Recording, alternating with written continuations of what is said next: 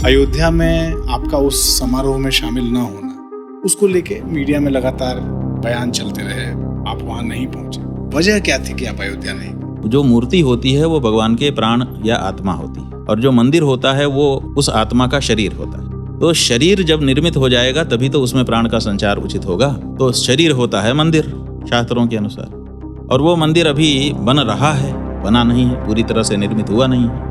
तो इसीलिए हमने सोचा कि भाई वहाँ नहीं जाया जा सकता है। ये भी बात सामने आई कि देश के प्रधानमंत्री से कुछ मतभेद बढ़े और फिर आगे वो मतभेद थोड़े बड़े हुए। मतभेद किससे होगा? जब हमारा कोई पहले से साथ का व्यवहार होगा तब ना। तो नरेंद्र मोदी जी से हमारा व्यक्तिगत कोई संबंध कभी नहीं रहा, न तब था न आज है। महाराष्ट्र की राजनीति और महाराष्ट्र की जीत में सबसे ज्यादा चर्चा हो रही थी, तो आपके बयानों की चर्चा हो रही थी। भारत के लोगों की भावना को पहचान करके बिना किसी ननु नच के अगर किसी ने निर्णय लिया तो वो एकनाथ शिंदे है। गौ माता के बारे में क्या उसके प्रदेश में वो परिस्थितियां नहीं थी जिनके बारे में चर्चा करके ये लोग पीछे हटते हैं? क्या वहाँ मुसलमान नहीं थे? और सच बात आपको बताएं, मुसलमान भी कह रहे हैं कि गौ माता को राष्ट्रमाता घोषित करो। एक मुसलमान ने अभी तक विरोध नहीं किया है। अगर विरोध कहीं से हुआ तो नागालैंड से हुआ, और नागालैंड में जो है वो भाजपा ने किया। और इन्होंने जो पत्र जारी किया है उस पत्र में लिखा है कि गाय खाना हमारी संस्कृति है। तो अगर कहीं से विरोध हुआ गाय का तो केवल भाजपा की ओर से हुआ। बटेंगे तो कटेंगे, ये बयान उत्तर प्रदेश के मुख्यमंत्री का आया। और उसके बाद आप देख रहे होंगे मस्जिदों में, अभी हमने वहां देखा संभल में बहुत जबरदस्त हिंसा हुई। पिछले कुछ समय से हालात बहुत ज्यादा सेंसिटिव हो गए हैं, आपको लगता है? और इस तरह के बयान जो हैं, इन बयानों को आप कैसे देखते हैं कि आप मुख्यमंत्री कह रहे हैं बटेंगे तो कटेंगे? नहीं, बटेंगे वो तो ठीक है, बटेंगे तो हम हार जाएंगे, ये तो ठीक है कि भाई वोट जब बट जाएगा, आधा इधर जाएगा आधा उधर जाएगा, तो पार्टियां हार जाएंगी। तो वो तो उतना ठीक है कि बटेंगे तो घाटा हो जाएगा हमारा। वो भी किसका? वो भी पूरे का नहीं, वो उस पार्टी विशेष का, जिस पार्टी विशेष का नेता ये नारा दे रहा है। हिंदू समाज आजादी के पहले से चिल्ला रहा है, गाय हमारी माता है, गाय को रक्षा करो, गौ हत्या बंद करो। आप सत्ता में आते हो, क्यों नहीं कर देते हो? हर हिंदू को अच्छा लगेगा, लेकिन आप ये नहीं करोगे, उल्टा व्यवहार करते हो। आप उसके कत्ल खानों को सब्सिडी दे देते हो, चंदा ले लेते हो, आपके समय में निर्यात बढ़ा देते हो। ये सब क्यों करते हो? और कहते हो बटोगे तो कटोगे। हमको काटने वाला कोई नहीं है, हम तो आईना है, दर्पण। आपका चेहरा काला होगा, हम संकोच नहीं करेंगे कालापन दिखाने में। हम उसको पीला करके नहीं दिखाएंगे कि बड़ा केसरिया चंदन लगा है महाराज आपके माथे पे। हम तो दिखा देंगे कि काला चेहरा है तुम्हारा। भारत के अभ्युदय का समय, भारत का अभ्युदय तब होगा जब भारत में भारत की सरकार बनेगी। भारत में अभी भारत की सरकारें नहीं है, भारतीय भावनाओं को समझने वाली सरकारें नहीं है।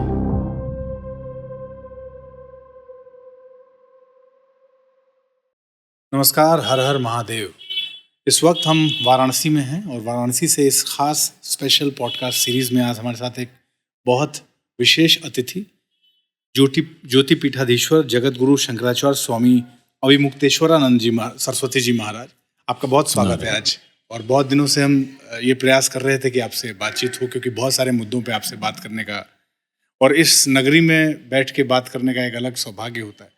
पहला प्रश्न तो आपसे यही होगा मेरा, पिछले कुछ दिनों से, पिछले कुछ महीनों से अगर हम कहें, आपके दिए गए बयानों पर काफ़ी वो बयान वायरल होते हैं, उस पर विवाद काफ़ी सारा हो जाता है। जैसे हम अगर अयोध्या से शुरू करें, अयोध्या में आपका उस समारोह में शामिल ना होना, उसको लेके मीडिया में लगातार बयान चलते रहे, आप वहाँ नहीं पहुँचे।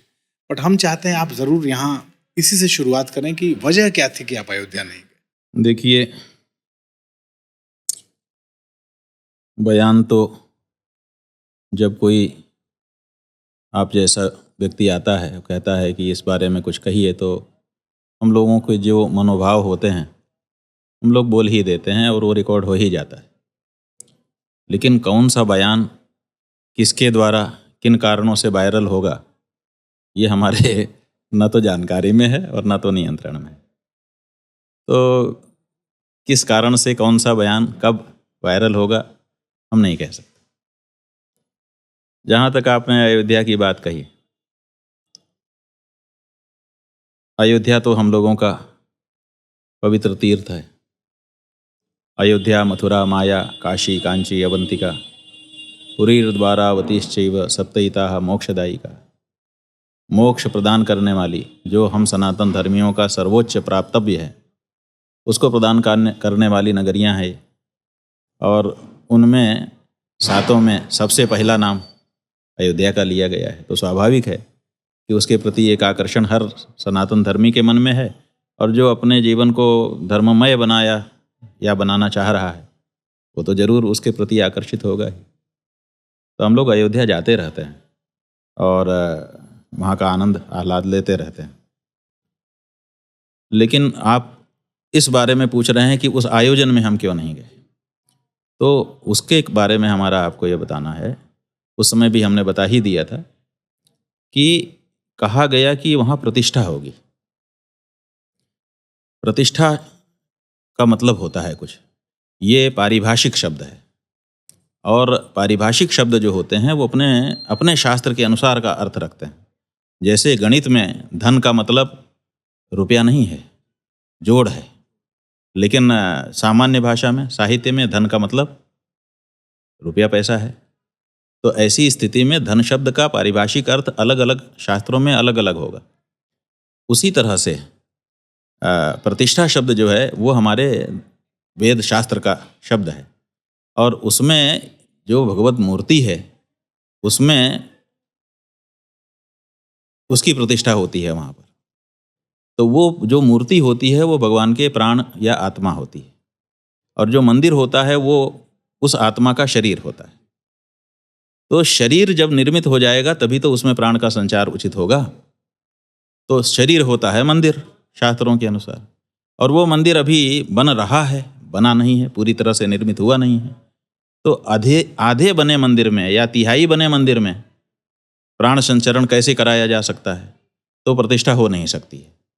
तो प्रतिष्ठा जैसे शब्द का प्रयोग करके आयोजन किया नहीं जा सकता है, और अगर हो भी रहा है तो उसमें कोई भी कैसे सम्मिलित होगा। तो इसीलिए हमने सोचा कि भाई वहाँ नहीं जाया जा सकता है, और हमने ये बात कह दी। तो उसी के बाद से लोगों ने इसकी चर्चा ज़्यादा कर दी। गुरुदेव, क्या ये बात सत्य है कि इस पूरे जो घटना आपने बताई कि आपने वहाँ जाने के लिए कहा कि हम नहीं जा पाएंगे, उसके बाद ये भी बात सामने आई कि देश के प्रधानमंत्री से कुछ मतभेद बढ़े और फिर आगे वो मतभेद थोड़े बड़े हुए? ऐसा भी लोग है, ऐसा कई सारे न्यूज़ चैनल्स में भी चला कि भाई प्रधानमंत्री जी से हमारे देखिए मतभेद किससे होगा? जब हमारा कोई पहले से साथ का व्यवहार होगा तब ना। आप देखिए, जो हमारे देश के प्रधानमंत्री तब थे और आज जो हैं वो एक ही व्यक्ति हैं, नरेंद्र मोदी जी। तो नरेंद्र मोदी जी से हमारा व्यक्तिगत कोई संबंध कभी नहीं रहा, न तब था न आज है। व्यक्तिगत रूप से कभी हमारा कोई लेना देना नहीं, न उनका हमसे है न हमारा उनसे। तो इसलिए व्यक्तिगत तो कोई चीज़ हो नहीं सकती थी। जहाँ तक देश के प्रधानमंत्री होने के नाते, एक भारत देश है, इस समय वो उसके प्रधानमंत्री हैं और हम उसी देश के नागरिक हैं। तो एक देश के नागरिक का अपने प्रधानमंत्री से बिल्कुल संबंध है, हमारा भी संबंध है, लेकिन उसमें मतभेद की कोई बात नहीं है। वो प्रधानमंत्री चुन लिए जाने के बाद सबके प्रधानमंत्री हो जाते हैं, तो हमारे भी प्रधानमंत्री हैं, तो मतभेद की क्या बात है? तो हमारे मतभेद उनसे कभी नहीं रहे और आज भी नहीं है, और मतभेद हो गए ऐसी बात कहना कल्पना ही है। अब सनातन पे हम आज मैं पिछले कुछ वर्षों से आप भी देख रहे होंगे गुरुदेव कि सनातन को लेके, सनातन और फैशन, एक्चुअली पिछले कुछ महीनों से मैं इसका संगम देख रहा हूँ। जब आप इंस्टाग्राम के रील्स की बात करते हैं, सोशल मीडिया की बात करते हैं, तो सनातन अब एक फैशन में है। इसको किस तरह से देखना चाहिए? क्योंकि आप वापस से वेद पढ़ें या ना पढ़ें, लेकिन आप आके रील्स में ये बताएं कि हम वेद का अध्ययन करना चाहते हैं, आप टीका लगा रहे हैं, आप अपने पुराने परिधानों में आ रहे हैं जो आप पूजा पाठ में और आयोजनों में पहनते थे। सनातन क्या पुनर्जन्म भारत में? मैं इसको इस तरह से देखता हूँ। आपको लगता है सनातन संस्कृति पिछले कुछ वर्षों में एक फैशन की तरह उभरी है और उसको लोगों ने फैशन से जुड़ के, अपने आप से जोड़ के उसको उभारना ज़्यादा शुरू किया है? ऐसा है कि आप कह रहे हैं कि वो वेशभूषा जो पूजा पाठ में पहनी जाती थी उसको लोग फिर से धारण करने लगे हैं। हमारी जानकारी के अनुसार ऐसी बात नहीं। हमने काशी में आने के बाद एक विदेशी व्यक्ति हैं, उन्होंने 100 साल पहले पूरी काशी के जितने घाट हैं सबका फ़ोटो किया, और एक ही फ़ोटो किया सभी घाटों का, वो बहुत लंबा फोटो है, विदेश की किसी म्यूजियम में रखा हुआ है और फिर उसकी प्रतिकृति करके यहाँ पर किसी प्रकाशक ने छापा है, हमारे पास भी है। हमने वो देखा, उसमें घाट पर तो कोई विदेशी वस्त्र पहने दिखाई ही नहीं दे रहा है। हजारों लोग हैं उस समय भी, अलग अलग घाटों पर स्त्री पुरुष दिखाई दे रहे हैं, लेकिन कोई तो पैंट शर्ट में नहीं है। हाँ, अंग्रेजी पुलिस जरूर वहाँ पर पैंट शर्ट पहने हुए दिखाई दे रही। इसी के साथ हमने बहुत सारे राजे रजवाड़ों के और दूसरे के पुराने चित्र देखे, जगह जगह के देखे, बड़ी बड़ी सभाओं के चित्र देखे, स्वतंत्रता आंदोलन के समय के बहुत सारे पुराने चित्र देखे, अलग अलग किताबों में छपे भी हैं और जगह जगह प्रदर्शित किए जाते हैं। उनमें तो हमने नहीं देखा कि जैसे आजकल पैंट शर्ट पहन करके लोग घूम रहे हैं, ऐसे घूमते कोई दिखाई देते। भारत की वेशभूषा है, और भारत की वेशभूषा हर नागरिक यहाँ का धारण करता था, स्त्री हो चाहे पुरुष हो। आपको एक और बात बताना चाहें खास, जो बनारस के घाटों का चित्र है वो रंगीन है, लेकिन जितने भी पुरुष हैं सबके कपड़े सफ़ेद ही हैं, किसी ने रंगीन कपड़े नहीं पहने हैं। सबके नीचे धोती है, ऊपर कमीज है या उत्तरी है, लेकिन वो सब है सफ़ेद। इसी तरह से हमने बहुत सारे दरबारों के और भीड़ के चित्र देखे, उत्सवों के चित्र देखे, उनमें भी भारतीय वेशभूषा है। भारत में हजारों तरह की वेशभूषा है जो भारत की है। आप अलग अलग जगह के लोगों को पहचान सकते हैं कि ये वहाँ के लोग हैं। क्यों? क्योंकि वहाँ की अपनी एक वेशभूषा है। जब ये जिस बात की आप चर्चा कर रहे हैं, आप देखेंगे, अगर अनुसंधान करेंगे तो पता चलेगा कि भारत में ये वेशभूषा नहीं थी। ये तो 100 साल से आई है, 125 साल से आई है, उसके पहले नहीं। पुराने फिल्मों में हम लोगों ने देखा, बचपन में बच्चे जो है धोती पहन करके स्कूल जाते थे, छोटे बच्चे। जी जी जी। हमने राष्ट्रपति जो पहले नहीं दूसरे राधा कृष्णन, उनका चित्र देखा स्कूल का, वो धोती पहन करके डिग्री लेने के लिए खड़े हुए हैं। चार उनके साथी भी उनके साथ खड़े हुए हैं। तो ये जो आप कह रहे हैं कि ये केवल पूजा पाठ के समय पहने जाने वाली वेशभूषा है, यहाँ साफ करने की आपको धारणा को जरूरत है, क्योंकि ये जो वेशभूषा आज सब लोगों ने अपना ली है, ये आयातित है, ये थोड़े दिन से आई है। इसके पहले सब वही वेशभूषा पहनते थे और वही हमारी वेशभूषा थी। तो भारत में अपनी भारत की वेशभूषा है, जो भारत की प्रकृति, भारत के जलवायु के अनुकूल है, तो उसको धारण करने में क्या खराबी। और अगर उसको लोग धारण कर रहे हैं, इसका मतलब कि धीरे धीरे रिवाइव हो रही है चीज़, फिर से पुनर्नवीनीकरण हो रहा है अपनी ही चीज़ का। तो ये एक अच्छा संकल्प कहा जाएगा। हर देश की अपनी वेशभूषा है, वहाँ की जलवायु के अनुसार और वहाँ की संस्कृति के अनुसार। तो उसको अगर फिर से चलन में लाया जा रहा है तो वो कोई गलत तो नहीं है। एक रिसर्च, जहाँ तक सनातन के फैशन में आने की बात आप कह रहे हैं, तो अब इसमें क्या हो रहा है कि जो जनभावना है, अचानक तेजी से पाश्चात्य संस्कृति भारत में आई, लोगों ने उसका अंधानुकरण करना शुरू किया। हमारे लोगों ने भी, तथाकथित विद्वानों ने भी एक समय, सरकारों ने भी एक समय ये प्रचारित किया कि नहीं, जो भारत का था वो सब जड़ था, वो सब पिछड़ापन था, ये ठीक नहीं था, ये अच्छा है, हमको अद्यतन बनना है, ये सब सिखाया पढ़ाया गया। तो लोगों ने अचानक उसको अपनाना शुरू कर दिया कि शायद ये अच्छा होगा।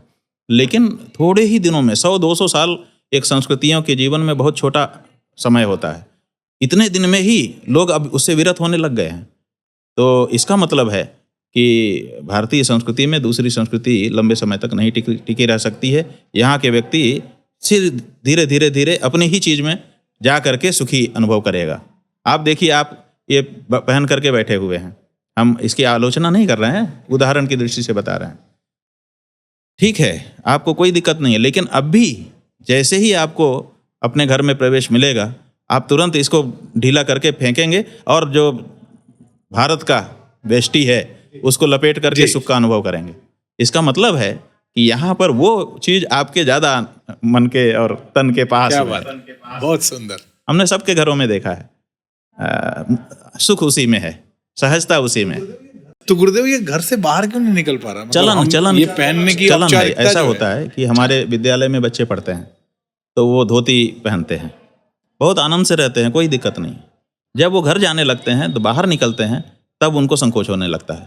तब उनको याद आता है कि हम बैग में से पैंट निकाल लेते तो अच्छा होता, या मांगने लगते हैं माँ बाप से कि हमको पैंट दे दो। क्यों? क्योंकि यहाँ उनका वातावरण है, बाहर निकलेंगे तो दूसरा वातावरण है। तो वातावरण में अपने आप को मर्ज करने के लिए वो चाहेंगे कि जहाँ जैसा वातावरण है वैसे हम हो जाएं। तो इसीलिए बाहर चूँकि ऐसा वातावरण है, सब लोग वही पहने हुए हैं, तो आप चाहते हैं कि कोई आपको विशेष नज़र से ना देखे, हमारा सामान्यीकरण बना रहे ताकि हम घुले मिले रहें। इसीलिए आप बाहर दूसरा नहीं पहन पाते, क्योंकि उसको पहनते ही आप विशेष हो जाएंगे। बहुत से लोग आपको गहरी नज़र से देखने लग जाएंगे। तो अभी आप उसका सामना करने के लिए तैयार नहीं हैं, इसीलिए ऐसा होता है। एक देश में दो वातावरण, ये वातावरण का अंतर क्यों है? मतलब एक ही देश में आप इस चौखट से बाहर निकलिए जहाँ ये गुरुकुल चलता है, यहाँ बच्चों की पढ़ाई देख के ऐसा लगता है जैसे पुराने समय की कोई फिल्म शूट हो रही है, उसमें बच्चे जो है पढ़ रहे हैं।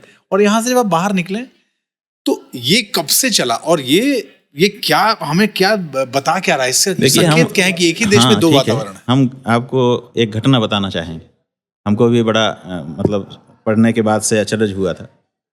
यहाँ एक काशी में आज अखबार निकलता था, जो स्वतंत्रता के समय में स्थापित हुआ बाबू शिव प्रसाद गुप्त जी के द्वारा, जो गांधी जी के मित्र भी थे, स्वतंत्रता संग्राम के सेनानी थे। आज भी आज अखबार, आज नाम से अखबार चलता है।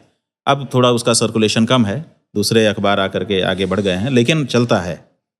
उस आज अखबार की एक कटिंग किसी समय हमने देखी। उसमें एक समाचार छपा है, और वो है 1918 का अखबार। 1918 ईस्वी में आज अखबार में एक समाचार छपता है कि नया साल मनाता देख लोग हंसने लगे, ऐसा कुछ उसकी हेडिंग है। फिर अंदर समाचार में लिखा हुआ है कि कबीर चौरा के आसपास के लोग चबूतरे पे बैठ करके हंसी कर रहे हैं कि ये कौन सा नया साल आ गया। हमारा नया साल तो 3-4 महीने बाद है।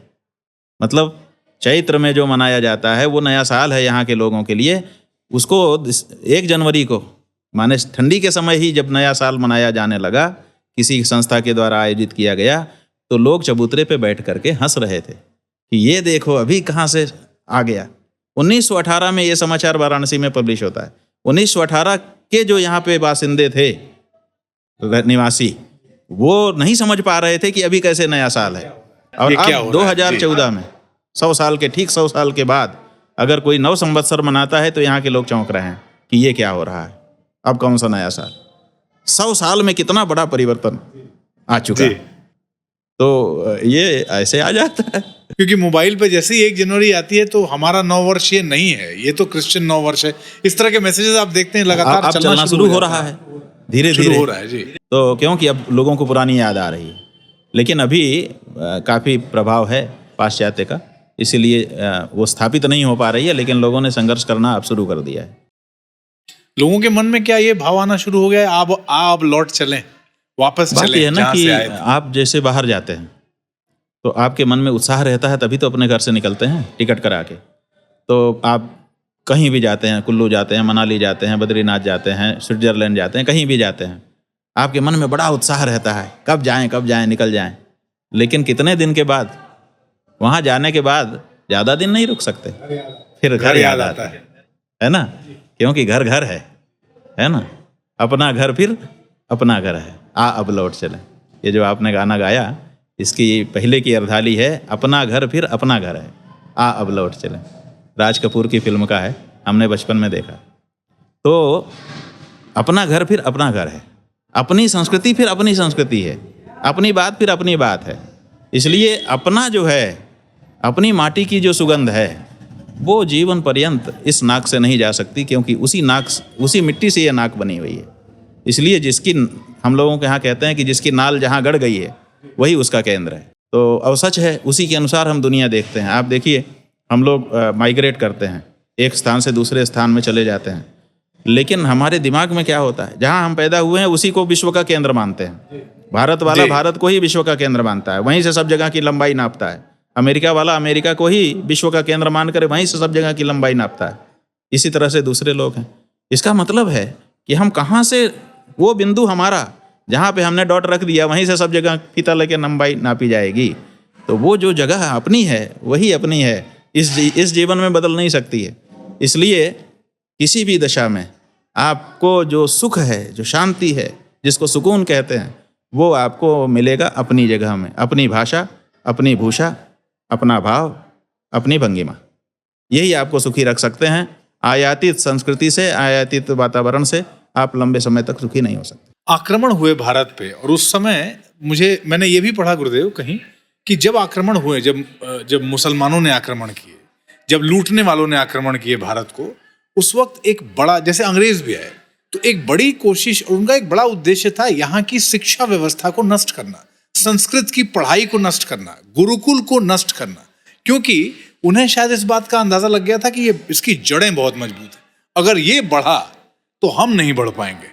तो ये शायद एक बड़ी वजह आपको लगती है क्या कि उस समय की शिक्षा व्यवस्था की जड़ों को काटने की कोशिश इसलिए की गई और उसमें अंग्रेजियत डालने की कोशिश इसलिए की गई क्योंकि इनका, हमारी मजबूती का उन्हें पता था कि हम अगर मजबूत रहेंगे तो हमारा फिर यहाँ टिकना मुश्किल है। नहीं, ये जो बात आप कह रहे हैं ये तो इतिहास से सिद्ध है, मतलब इसमें कयासबाजी की आवश्यकता नहीं है।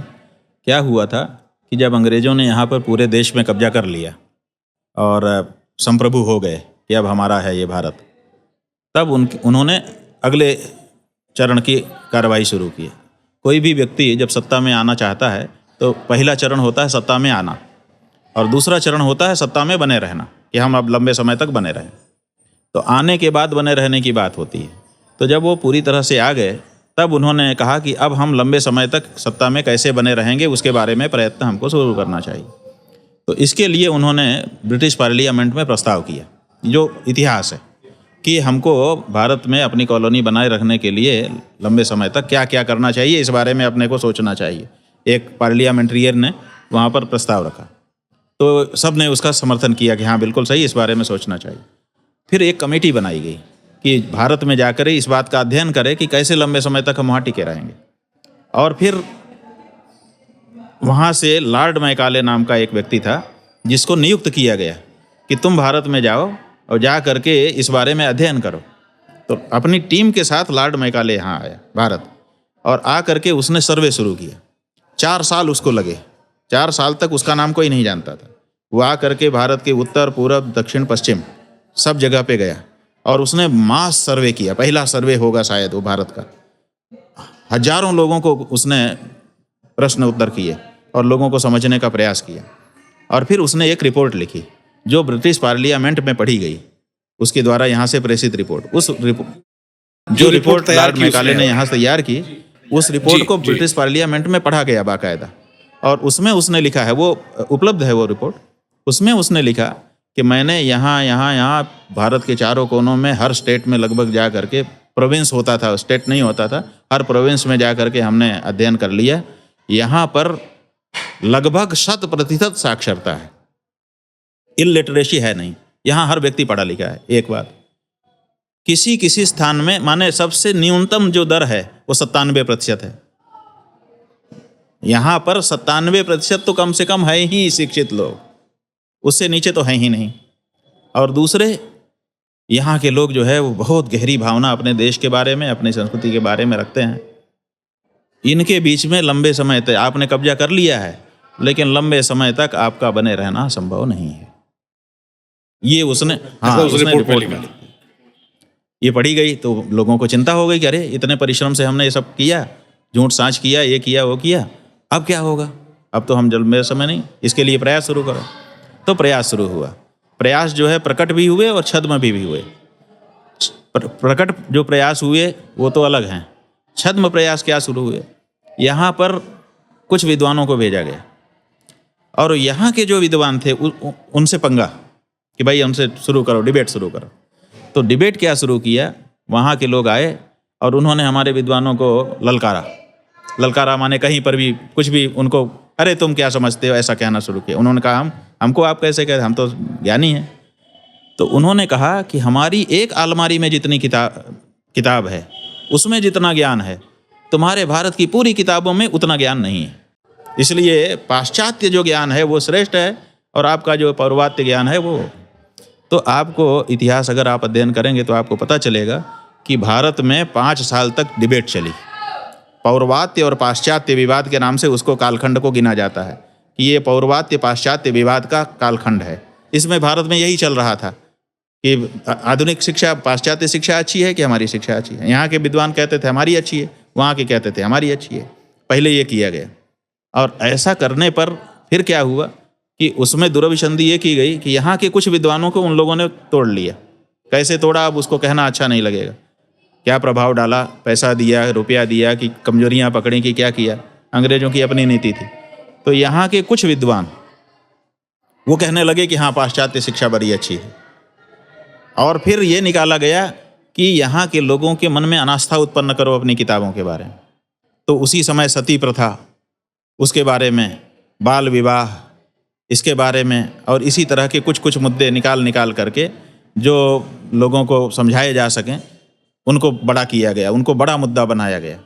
और बड़ा मुद्दा बना करके कहा गया कि देखो ये गलत, आपकी शिक्षा ये गलती कर रही है, आपकी शिक्षा ये गलती कर रही है, आपकी शिक्षा ये गलती कर रही है। तो कुछ लोगों के मन में आने लगा कि कहीं ऐसा सही तो नहीं है। माने वहाँ से लोगों को पटरी से उतारना शुरू किया गया, और फिर धीरे धीरे आया। तब फिर लॉर्ड मैकाले से कहा गया कि अब दूसरा सर्वे करो कि हम क्या करें। तो उसने पहले दो चिट्ठियां लॉर्ड मैकाले की प्रसिद्ध हैं। एक तो उसने अपने पिता को पत्र लिखा व्यक्तिगत, वो भी सार्वजनिक है, और एक जो है उसने ब्रिटिश पार्लियामेंट को सुझाव दिया। लगभग दोनों में एक जैसी बातें हैं। उसमें थोड़ा खुल करके है क्योंकि व्यक्तिगत पत्र है पिता को, और इसमें थोड़ा सा कानूनी उसमें है। तो वो कहता है कि यहाँ पर गुरुकुल हैं और उनमें बिना किसी पैसा लिए शिक्षा दी जाती है, जो आएगा उसी को शिक्षा, और उच्च शिक्षा तक, और एक पैसा खर्चना नहीं पड़ता है किसी विद्यार्थी को, चाहे कोई हो। तो हर विद्यार्थी गुरुकुल में जाता है और वो पढ़ लिख लेता है और उसको ज्ञान हो जाता है। तो इसलिए अगर भारत में ब्रिटिश को लंबे समय तक राज करना है तो यहाँ की गुरुकुल शिक्षा प्रणाली को पूर्णतया ध्वस्त करना होगा। ये वो लिख रहा है, ये उस चिट्ठी में लिखा हुआ है कि यहाँ की गुरुकुल शिक्षा प्रणाली को पूर्णतया ध्वस्त करना होगा और पाश्चात्य शिक्षा प्रणाली को यहाँ पर किसी हालत में लागू करना होगा। अगर ये कर दिया तो आपको भारत से हटाने वाला कोई नहीं। ये उसने मंतव्य दिया। कितना दूरदर्शी रहा होगा विद्वान। और उसने ये किया। उसके बाद फिर 1835 में पहली बार इंडियन एजुकेशन एक्ट अंग्रेज सरकार ने बनाया, नाम दिया इंडियन एजुकेशन एक्ट, और उसमें गुरुकुल शिक्षा प्रणाली को अवैध घोषित कर दिया गया, इलीगल घोषित कर दिया गया, और इंडियन एजुकेशन एक्ट भारत में लागू कर दिया गया। गुरुकुलों ने विरोध किया कि नहीं, हम ये नहीं होंगे। और उसी में गणना है कि यहाँ 7 लाख गांव हैं और 7.5 लाख विद्यालय हैं भारत में। अच्छा, उसमें ये अच्छा, उसी में गणना है, डॉक्यूमेंटेड है कि 7 लाख यहाँ पर गांव हैं और 7.5 लाख विद्यालय हैं। एक बच्चा भी बिना पढ़े रह ही नहीं सकता। तो ऐसी परिस्थिति में गुरुकुलों को जब इलीगल घोषित किया, इसके भी इतिहास हैं कि गुरुकुलों ने विरोध किया कि नहीं, हम ये नहीं स्वीकार करेंगे, तो उनके ऊपर बल प्रयोग किया गया, मारा गया, पीटा गया, हत्याएं की गई, गुरुकुलों में आग लगा दी गई। लेकिन ये सब इतिहास किसी को नहीं बताया जाता है, जबकि सच्चाई है ये। और ये 1835 के बाद की सच्चाई है, कुछ वर्षों की सच्चाई है। गुरुकुलों में आग लगाई गई, माने आप सुन रहे हैं ना, क्योंकि ये इसको कभी बताया ही नहीं गया, पढ़ाया ही नहीं गया। गुरुओं को मार दिया गया जिन्होंने बहुत तगड़ा विरोध किया, तब जाकर के धीरे धीरे शमन हो गया। तो फिर इंडियन एजुकेशन एक्ट के अंतर्गत पाठ्यक्रम नया आ गया, और तब से लेकर 1835 से लेकर, कहने के लिए लोग कहते हैं कि हम भारत में नई शिक्षा नीति बना रहे हैं, हम ये कर रहे हैं, लेकिन इंडियन एजुकेशन एक्ट को ही आज तक, अभी 2020 में जो शिक्षा नीति नई आई है, उस शिक्षा नीति में भी अक्स वही है। तो वही चल रहा है, और उसी के आधार पर परीक्षा प्रणाली हो गई। हमारे यहाँ परीक्षा जो है वो अलग तरह से होती थी। परीक्षा तो होती थी, लेकिन उसको समाज में प्रूव करना पड़ता था। परीक्षक नहीं कि नियुक्त कर दिया, तुम ही पास कर दोगे, तुम ही फेल कर दोगे। जब तक समाज न पास करे कैसे पास होगे। तो हमारे यहाँ तो बड़ी बड़ी गोष्ठियों में लोगों को अपनी विद्वत्ता शामिल करनी पड़ती थी। तब वहाँ पे विद्वान बोलते थे और जनता भी बोलती थी, तब दोनों का मिला करके तय होता था कि ये विद्वान है कि नहीं है। अब वो प्रणाली समाप्त हो गई। अब जो है हर 6 महीने 1 साल में परीक्षा होती है, मार्क मिल जाते हैं और बच्चा आगे अग्रसारित कर दिया जाता है। और पूरी परीक्षा पढ़ने के बाद उसको पूरा पाठ्यक्रम रख दो और एक परीक्षा ले लो, उसको कुछ याद नहीं है, क्योंकि परीक्षा के लिए पढ़ता है, परीक्षा के बाद भूल जाता है। अब उसके अंदर में जो एक आउटलाइन बनती है, बस उसी के आधार पर और अपने सर्टिफिकेट के आधार पे वो अपने आप को विद्वान घोषित करता है। तो ऐसी परिस्थिति बना दी गई। तो अब समझ खत्म हो गई। अब केवल आपको तकनीकी रूप से सक्षम कर दिया गया। उसी में लॉर्ड मैकाले ने कहा है कि हम वाइट कॉलर जॉब करने वाले लड़के इससे उत्पन्न करेंगे जो क्लर्क होंगे। उन्होंने बताया है कि क्लर्क बनाना है हमको, तो वो क्लर्क ही बनाते हैं। आप आज भारत में जो उनकी शासन प्रणाली है उसमें चाहे कमिश्नर हो चाहे कलेक्टर हो, यही सब बनते हैं पढ़ करके कि हम ये बनेंगे, और ये सब क्लर्क हैं। पूरे दिन इनका टेबल कुर्सी लगा दिया गया, उस पर लेटर ड्राफ्टिंग करना और उस पर हस्ताक्षर करना, भेजना, ये उसी समय का वही सिस्टम सिस्टम बना है। हुआ है। अभी कमिश्नर क्या करता है आप देख लो, आप किसी कमिश्नर को 3 दिन कवर करो, दिन भर वो चिट्ठी पे हस्ताक्षर ड्राफ्टिंग, वो बोलेगा, एक लेखक लिखेगा, जाके टाइप करके लाएगा, देखेगा, हस्ताक्षर करेगा, अग्रसारित करेगा, चिट्ठी आ रही है, चिट्ठी जा रही, चिट्ठी आ रही, चिट्ठी जा रही, और क्या कर रहा है? तो क्लर्क ही तो है, एक तरह का सोफिस्टिकेटेड क्लर्क है, और वो समझता है कि मैं बहुत बड़ा व्यक्ति बन गया।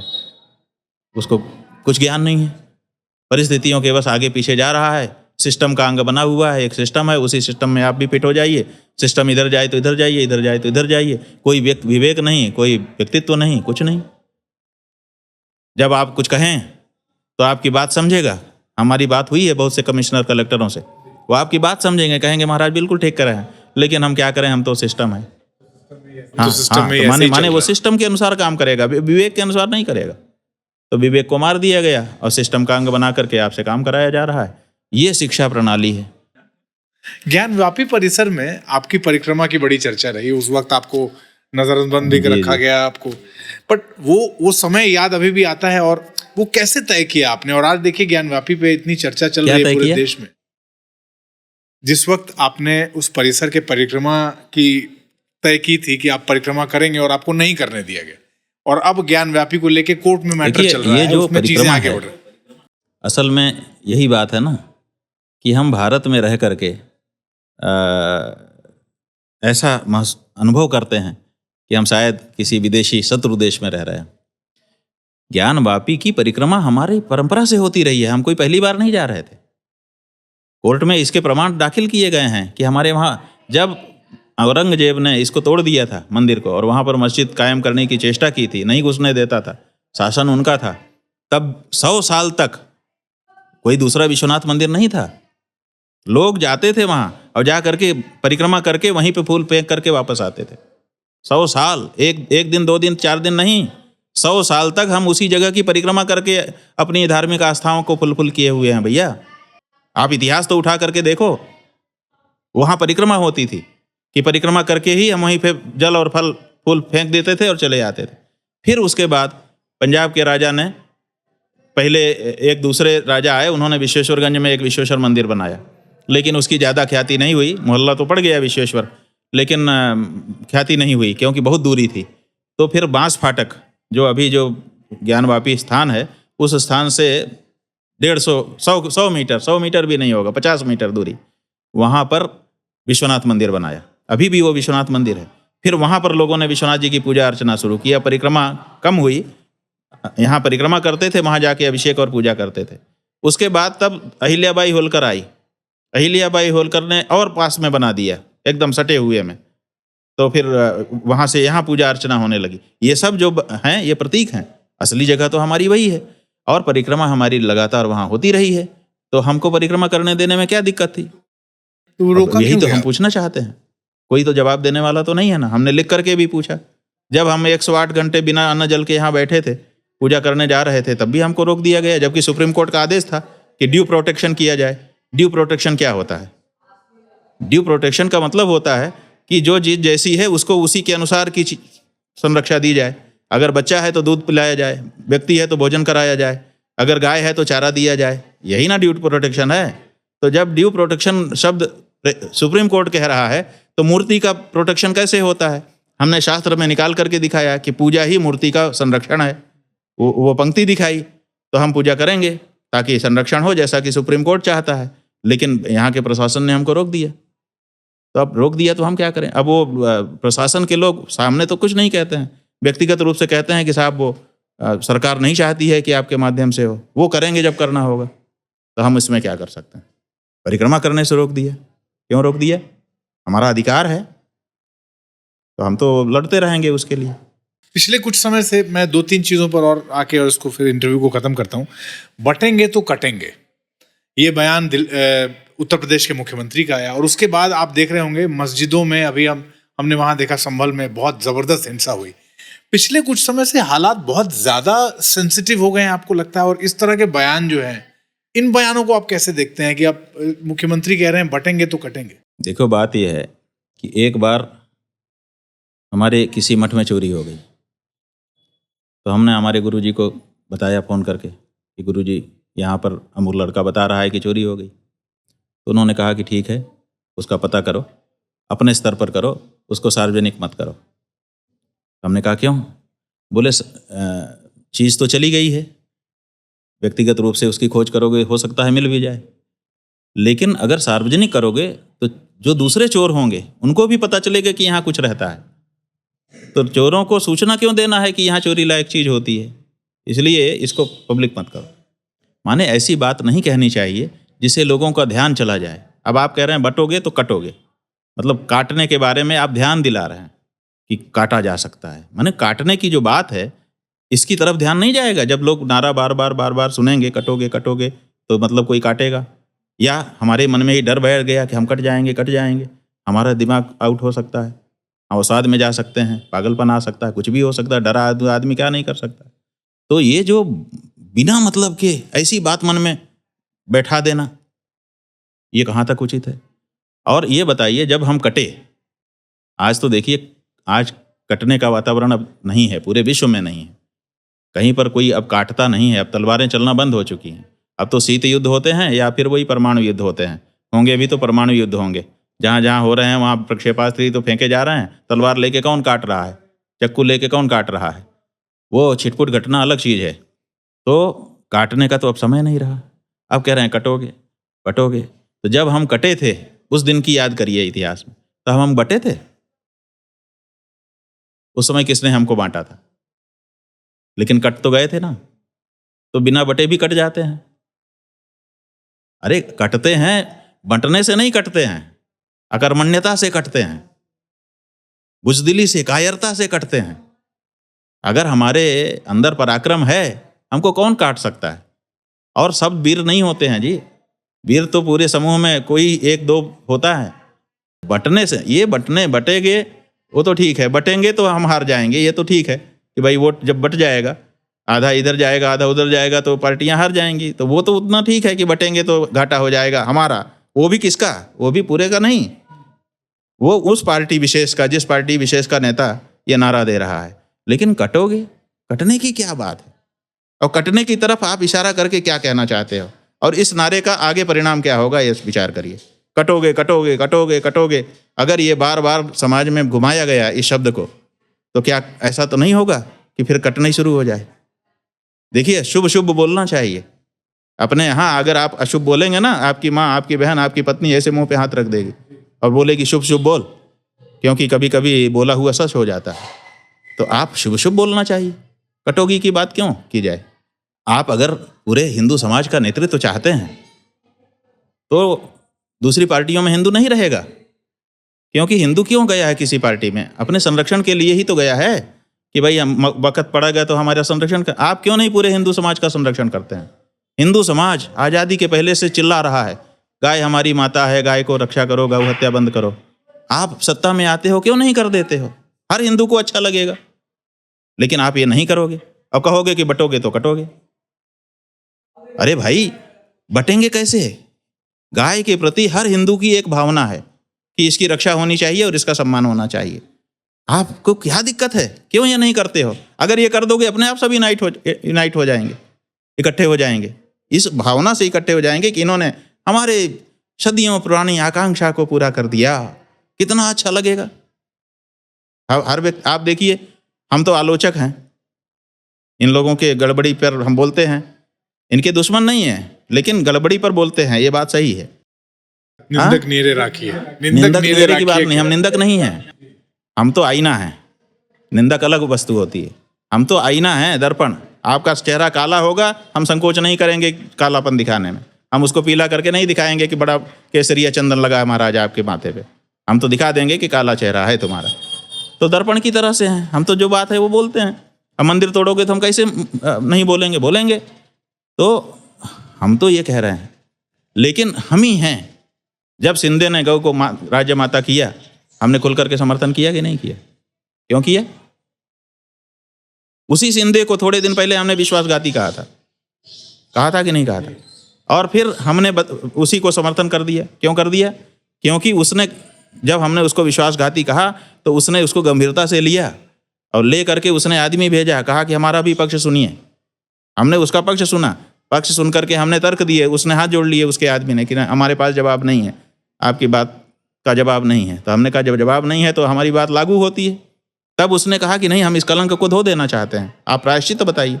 तो प्रायश्चित तो आचार्यों के सामने लोग बताते हैं और प्रायश्चित बता करके हम उनको शुद्ध करते हैं, यही हमारा काम है। तो जब उसने कहा कि प्रायश्चित बताइए, हमने कहा गाय माता कृपा करे तो हो सकता है तुम गौ को राज्य माता घोषित करो, गौ हत्या बंद करने की घोषणा करो। उसने किया तो हमने खुल करके नहीं कहा। तो आप वो काम तो करो। आप हिंदू समाज को एक करने के लिए बात कर रहे हो कि बटोगे तो कटोगे। आप हिंदू समाज को एक करने वाली जो माँ है उसके बारे में उल्टा व्यवहार करते हो। आप उसके कत्लखानों को सब्सिडी दे देते हो, चंदा ले लेते हो, आपके समय में निर्यात बढ़ा देते हो। ये सब क्यों करते हो? और कहते हो बटोगे तो कटोगे। हमको काटने वाला कोई नहीं है, हमारा ही कोई जयचंद काट दे तो बात अलग है।